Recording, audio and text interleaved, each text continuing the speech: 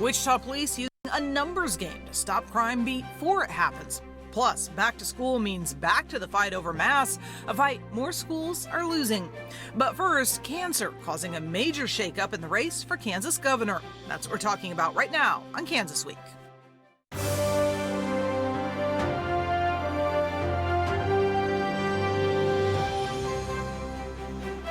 I'm Pilar Pedraza, and this is Kansas Week. It's so good to be back after our August break, and a lot's happened in the last couple of weeks. So let's start with the governor's race. Former Governor Jeff Collier gave up the attempt to return to that office Monday, announcing he was fighting prostate cancer and needed to focus on his treatment. This opened the way for his opponent, Kansas Attorney General Derek Schmidt, to consolidate Republican support across the state and become the de facto nominee, who will oppose Governor Laura Kelly next fall. Almost as soon as Collier had finished announcing he was out of the race and throwing his support behind Schmidt, so did many of Collier's top political allies, including his lieutenant governor, now Congressman Tracy Mann, and U.S. Representatives Ron Estes and Jake LaTurner. Schmidt also garnered more support from former State House colleagues who had been staying out of the political fight, including Senate President Ty Masterson, who said he would place faith in Schmidt's campaign, and House Majority Leader Representative Dan Hawkins, who said he appreciated Schmidt's perspective on values and individual liberties. So what does this mean for the governor's race? Well, here to help answer that, we have political analysts Dr. Neil Allen from Wichita State University and Dr. Russell Arbin Fox from Friends University. Welcome, both of you. So what does this mean for the race? Who wants to go first? You take it, Neil. Sure. I mean, it looks pretty well set now. We're going to have Governor Laura Kelly versus Derek Schmidt as the Republican nominee.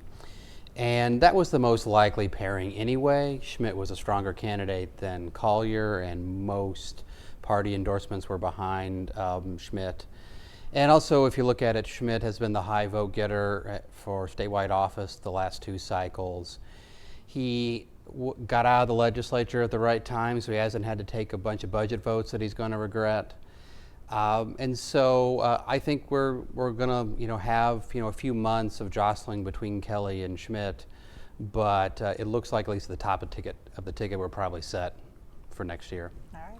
So Collier dropping out and basically clearing the way for the November 2022 election right now, it makes me think about a couple of things. One, the Republicans still have a real interest in the primary election because that's when the value of them both, the anti-abortion constitutional amendment, is coming up. Is the fact that you're not going to have the motivation for partisans of Collier and Schmidt to make sure to show up in August going to have any effect on turnout for that particular amendment vote? The other thing that I think about is the fact that Schmidt has really doubled down in his language, in presenting himself as a defender of individual liberties versus Laura Kelly, talking a lot about mask mandates, talking a lot about vaccines. He even quotes the Kansas Supreme Court decision, the one that the constitutional amendment is aiming to overturn.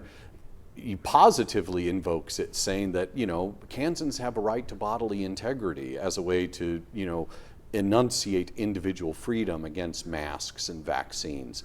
Is this just going to be a COVID election all the way until 22?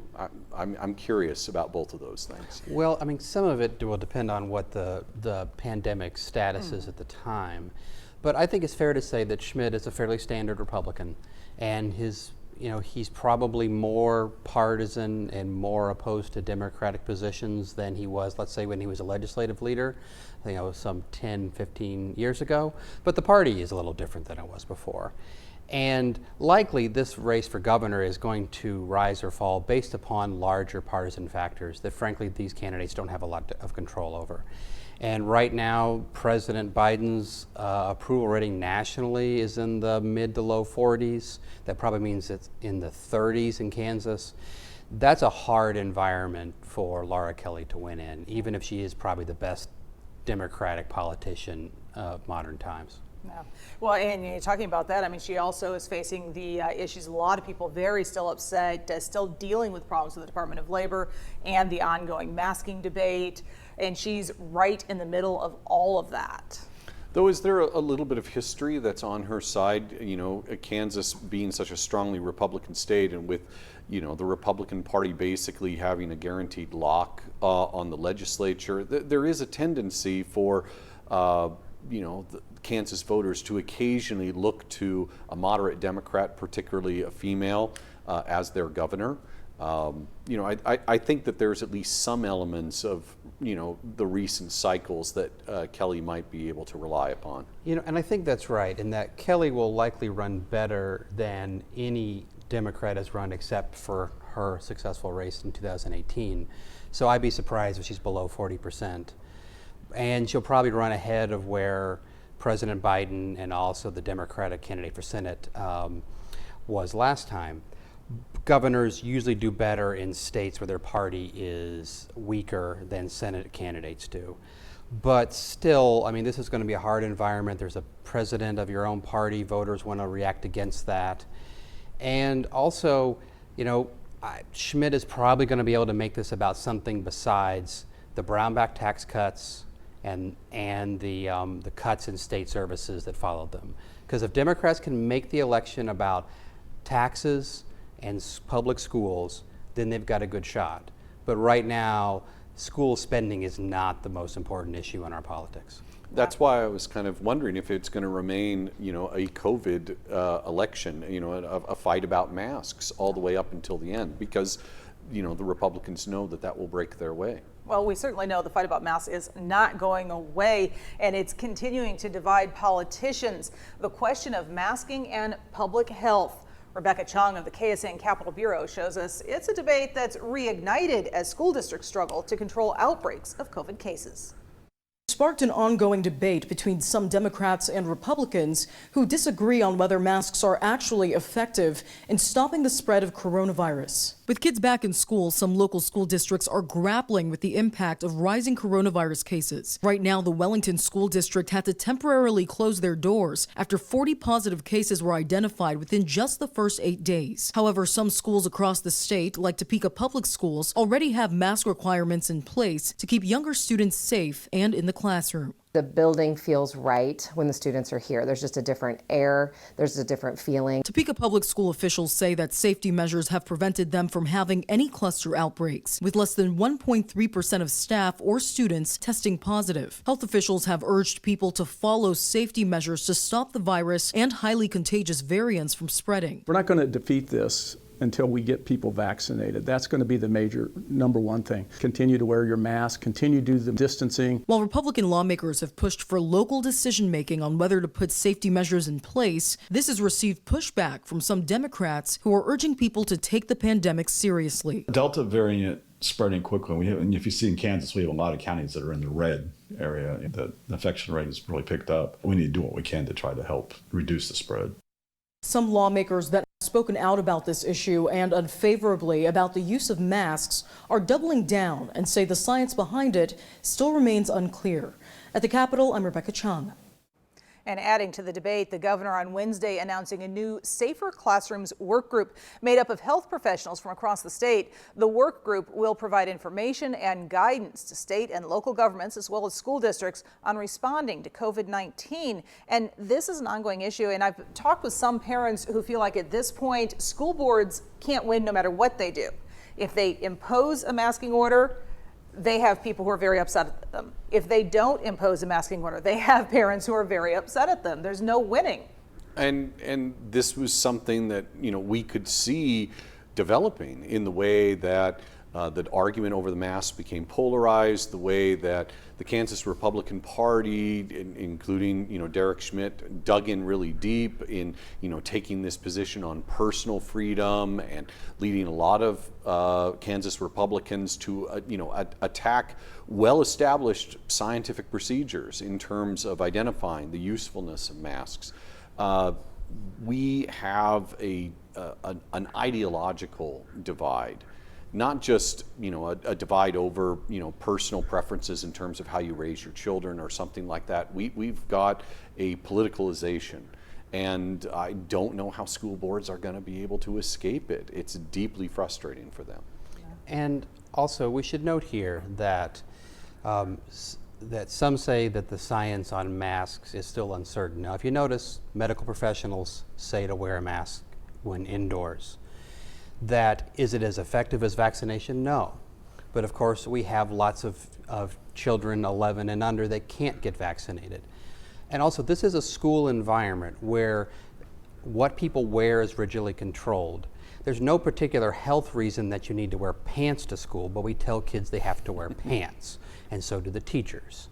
And so wearing a mask, if it can possibly help, it helps both health and education, because if you can see what happened in Wellington where they had to shut down for a week and a half, that if you have a health problem, then it rams like a Mack truck through your educational mission. So anything you can do to keep people from getting sick and spreading it to others is a positive. And frankly, we should be telling our kids that this is not that hard to do. Well, and talking about Wellington schools closing, we also had Republic County had to shut a few schools down for several days as well this last week. It's not something I think that we've seen the last of as far as these COVID cases, because the numbers are showing more and more kids are catching the Delta variant. And it's deeply frustrating because we know, because the data clearly shows that the reason the Delta variant is spreading the way it is because you still have large numbers of people that are unvaccinated. You still have large numbers of people that aren't taking, these really basic precautions that are strongly recommended. You have too many people that are believing these weak, unscientific arguments, pointing at, this variable or that variable, ignoring the big picture, which is the fact that educational environments need the kind of stability that these kinds of procedures are trying to provide. All right. Well, we've got other things to talk about, so let's turn our minds to money, your money. If you know anything about star bonds, you know they're supposed to bring in tourists to help raise tax money without burdening the local populace. Turns out that's not really working, and Kansas cities are on the hook for all that money now. The Kansas Reflector reports a state audit of the star bond system showed only 3 developments out of 16 lived up to expectations. Star bonds are special economic development bonds that support museums, racetracks, and other attractions, with the idea of luring in long-distance and out-of-state tourists to make up for less taxes being paid by the star bond entity. The Kansas Speedway and Topeka Heartland Park Track attracted 20% of visitors from outside the state and 30% of visitors from more than 100 miles away in 2018 and 2019. The Hutchinson Underground Salt Mine met both those metrics in 2019. Projects in Garden City, Derby, Atchison, and Dodge City all failed to bring in enough sales to pay off the bond debt. Estimates on how long it would take the state to get back the money it put into some of the projects at the current rate ranged from the year 2030 to 2104. And this was an audit that was given to state lawmakers in this last week. There have been some state lawmakers for the last year or two, at least, that have spoken to me that are very skeptical of the efficacy and benefits to the state of star bonds. Is this the death knell for star bonds? Neil? Sorry. No, go ahead. Well, I think that the answer to that is probably no, because there are public projects or private public projects that will be more likely to start and complete because of this kind of financing through the tax system. Now, will the legislature rein them in? There's a good chance. They actually moved in that direction in the last session. And one of the reasons why I'm a bit skeptical on the way we do this is that there's whole parts of the state that really get left out of this particular economic development strategy, because there's no amount of tax funding or that can help someplace in rural Kansas open something like a Top Golf, which is going to come here in Wichita with a different kind but similar kind of tax funding. And so what's happening is the sales taxes from places like the Kansas Speedway are being diverted from every entity in the state that gets money out the state sales tax, and that includes rural areas that are never going to benefit from these kind of projects. And also, when you look at the Kansas City area, a lot of these things are really just ways, hopefully, to draw projects from Missouri across the state line, but probably are just drawing businesses from one spot in Johnson County to another spot in Johnson County, with all of us getting less tax revenue to pay for the stuff we want. I really like the way Neil described the situation there, because if you take a look at star bonds or any number of different finance instrument, what it's really all about is taking money, actual cash that could go into any number of different programs that could be distributed in any number of more egalitarian ways to the people who really need it, and saying instead, well, rather than delivering this $700 million in sales taxes to the state or $200 million in sales taxes to the cities, we're going to use that to attract businesses who are going to somehow activate more growth. Okay, so first of all, you've got this assumption that building a Topgolf or any number of other things is going to activate growth in a way that's actually going to be sustainable, that's going to lead to people moving to Kansas, getting good paying jobs in Kansas, contributing to the Kansas economy, and a lot of that is extremely iffy. Two, you've got the point that Neil just made. If you're focusing on activation, well, you're going to be looking at places where you think that there is some kind of tourist-ready spot that you can develop. That's not going to benefit a lot of the people who most desperately need this. One of the good things that you could say about, like, President Biden's American Rescue Act is a lot of it involved actual injections of money as opposed to promises of tax breaks to people as long as they're going to build something and employ people. Cities especially really get enamored of this idea of drawing in construction, drawing in tourists, and using sales tax revenue in order to do it.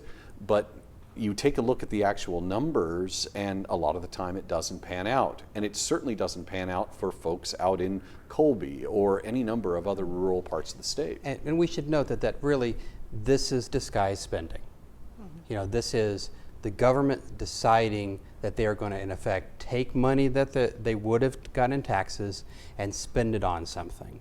And this particular audit is a good thing because it gets closer to citizens understanding that a lot of their elected officials are spending their money this way and not others, and in a frankly highly complicated instrument that lobbyists understand, some legislators understand, and builders certainly understand. Oh yeah, they understand. We know they get it. Well, there's something else going on too, and that's a rise in youth crime and young adults and teens. It's a concern in many cities, including right here in Wichita, Kansas. Now, the Wichita Police Department is trying to stop the crimes before they happen by helping youth in danger of offending onto a different path. KAKE's Jackson Overstreet explains how the new SERVE program works.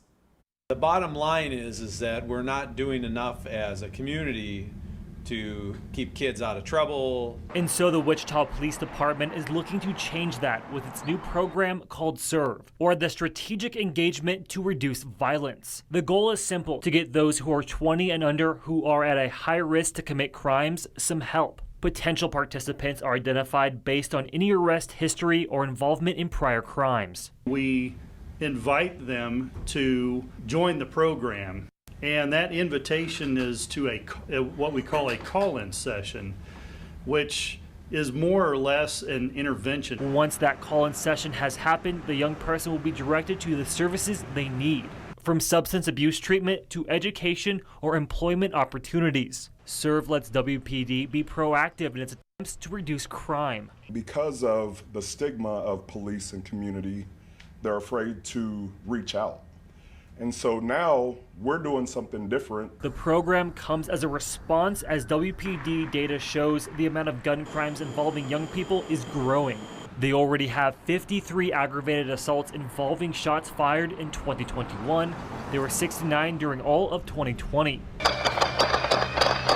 SERVE will be a partnership between police and community leaders, all with one goal: to stop the violence. I'm tired of seeing our young men and women prematurely exit life. And as we look at this program, one thing we know is that there's some concerns among the public. I've had those raised with me already from viewers that this somehow verges on profiling. It is based on programs that have existed for a long time, as far back as Boston 10, 20 years ago. I know they talked to folks in Cincinnati, Indianapolis, Kansas City, where they've had great success with it, but it does at least sound like there are some similarities with profiling. I mean, obviously that's going to be a threat. You take a look at something like this, and your first instinct, my first instinct was, well, any kind of program to encourage proactive interventions, identifying problem areas in a youth's life and working to respond to them before that youth falls into criminal patterns is a good thing. But then you have to ask the question of how they are identifying the youth who deserve the interventions. And you can talk about different signals, like, how often have these people shown up on the radar of the police in terms of witnessing a crime or in terms of being in the proximity of a crime. And some of those might be relevant variables, but also those same variables are likely to be caught up in the same sorts of subjective judgments that we've seen law enforcement individuals and organizations making use of for decades. Profiling, looking at a group of people and pulling out those that, for reasons of race or gender or sexual orientation, stand out as maybe deserving extra attention. Yeah, so the effort at this point, from my understanding of the program, is to narrow it down to numbers and take individual subjective opinion out of it. But as you're saying, what brings on those numbers might still have some of that subjectivism in there. We'll certainly be watching the program and see how it works. We know it's worked in other cities. Now, moving from teens to toddlers and mini kids in between, Kansas just doesn't have enough people willing to take care of them. That lack of childcare options affects everything from your paycheck to what jobs are even available. And it affects you whether you've got kids or not, as I discovered in my most recent Cake News investigation. In her daughter's first year of life, Linda, she started out retired friend. Thought, okay, I've got her, I've got Debbie, I've got my mother-in-law. Simone Elder has turned to 14 different child care providers. Tammy really stepped up, and she takes quite a few days for me. Every morning I wonder, where am I going to be? Where does Juliet need to be today? Oh yeah, because my two were there. And she's not alone. We have one in-home provider in Wichita County, and they don't take infants. While the entire state has a lack of childcare options, the problem is particularly bad in western Kansas, where practically every family has a story like Simone's and Amy Baker's. Were you ever at a point where you thought, maybe it's not worth it, maybe I should just stay home? Yes, I had been there. Like my second day back at work after maternity leave. The problem is scaring away potential new Kansans, chasing away young families who might otherwise stay in the state, and even sometimes closing down companies, as Dr. Jeremy Hill first told you back in May. There were manufacturing plants across Kansas that had to completely do some pauses and shutdowns because they couldn't have enough daycare. According to Child Care Aware Kansas, Finney County alone is short well over 1,000 child care slots. It's that kind of shortage in every community we look at across the state. It's a big problem, and we don't have a playbook to fix it. Solana Duvall and her team at the Finney County Development Corporation decided to write their own playbook. They talked to everyone in town, local schools, businesses, parents, and together came up with a public-private partnership plan that's allowed them to turn this former long-term care facility into a future daycare center. We have a sustainable business model, but every child care facility is finding this. It's about startup. It's about getting the capital we need to start the process. Even before they've opened their doors, other communities are following in their footsteps. As soon as the word got out that we were working on it, my phone just lit up constantly with communities saying, what can we do? Like Leota in Wichita County, where Amy Baker was ready to tackle the problem, getting together with other parents, community leaders, and local businesses to figure out what would work there. It started to snowball, and we were trying to build a child care center in the middle of a pandemic. People thought we were crazy. I think we thought we were probably crazy sometimes. They formed a local nonprofit and began fundraising to build their own locally owned and operated daycare center. We kind of do whatever we want and we can make it work. With construction now underway, her team is excitedly looking forward to January when the center will begin taking in kids. What happens then? Then we throw a party. Because Amy knows firsthand what a difference having reliable childcare will make for families like hers and Simone's. People are very excited to not have to worry, have that everyday stress. Who's watching my child? Are they safe? What are they being exposed to? Now, everyone I spoke with when I was doing this investigation said the biggest inhibitor to additional daycares was state regulations, that there are just too many of them, conflicting, too burdensome, to the point where it's almost impossible to make a profit, which keeps people from even opening daycares. They're hoping to see state lawmakers make changes here. Do you think that's something lawmakers are ready to take on?